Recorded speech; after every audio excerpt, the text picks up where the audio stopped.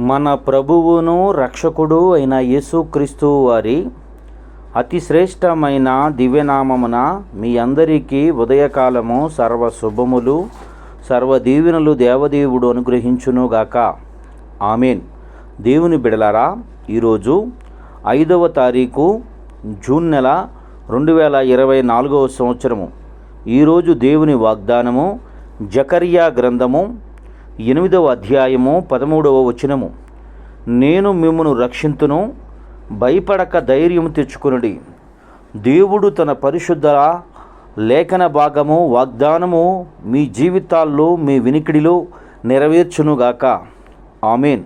దేవుని బిడ్డలారా, దేవుడు తెలియచేస్తున్నటువంటి మాట, భయపడవద్దు, ధైర్యం తెచ్చుకోండి, మిమ్మల్ని రక్షిస్తానని చెప్తా ఉన్నాడు. నీ జీవితంలో ఏ భయాన్ని కలిగి ఉన్నావో, ఏ భయాలను బట్టి కృంగుదల్లో ఉన్నావో, ఏ భయాలు నిన్ను కృంగదీస్తూ ఉన్నాయో, ఏ భయానికమైన పరిస్థితుల గుండా నీ ప్రయాణము లేక కొనసాగుతూ ఉందో, దేవుని బిడ్డ, నీతోనే ఈ ఉదయకాలమందు యేసయ్య మాట్లాడుతున్నటువంటి మాట, భయపడవద్దు, ధైర్యం తెచ్చుకోమంటున్నాడు, ధైర్యంగా ఉండమంటున్నాడు. ఎందుకంటే ఈ మాట చెప్పేది ఈ లోకంలో ఉన్నటువంటి మనుషులు కాదు, దేవదేవుడు దైవ గ్రంథములో భయపడవద్దు అని చెప్పిన ప్రతిసారి దేవుడు తన ప్రజలైన వారిని రక్షిస్తూ వచ్చాడు. అట్టి రక్షణకరమైనటువంటి సువర్తమానము నీకు నువ్వు తెలియజేస్తున్నాడు. భయపడక ధైర్యం తెచ్చుకోమన్నాడు పేతురుతో. అలాగే నీళ్లపైన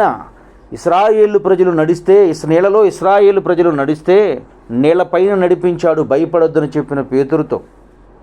దేవుని బిడ్డ, భయపడవద్దని మరియమ్మతో చెప్పాడు. ఆవిడ ధన్యురాలను జనులు పిలుస్తూ ఉన్నారు. దేవుని బిడ్డ, భయపడవద్దు అని చెప్పాడు. పాపము చేసిన స్త్రీతో మగ్దలేన్ మరియా అనేకులకు తాను ఒక స్వార్థికురాలుగా ఉన్నది. నీ జీవితంలో కూడా నేటి నుండి దేవుడు ఉన్నతమైన స్థితిలో నిలిపి అనేకులకు ఆశీర్వాదకరంగా దీవెనకరంగా నిలబడు కృప దేవుడు మీకు అనుగ్రహించునుగాక. ఆమెన్. తండ్రి, నీకు వందనాలు, స్తోత్రములయ్యా. నేటి ఉదయకాలమందు నీ బిడలైన వారు ఎందరు ఈ మాటలు వినుచున్నారు, వారందరి జీవితములు ఆశీర్వాదము దీవెన అనుగ్రహించి నీ కృపలో బలపరిచి భద్రపరిచి నడిపించి సహాయమును చేయమని యేసయ్య నామం పేరటి ప్రార్థన చేయుచున్నాను తండ్రి. ఆమెన్. మన తండ్రి అయిన దేవుని ప్రేమయు, కుమారుడైన యేసుక్రీస్తు వారి కృపయు, పరిశుద్ధాత్మ తండ్రి అన్యోన్య సహవాసం ఇప్పుడును ఎల్లప్పుడూ సదాకాలం తోడైండి అంబడించి నడిపించునుగాక. ఆమెన్. God bless you. దేవదేవుడు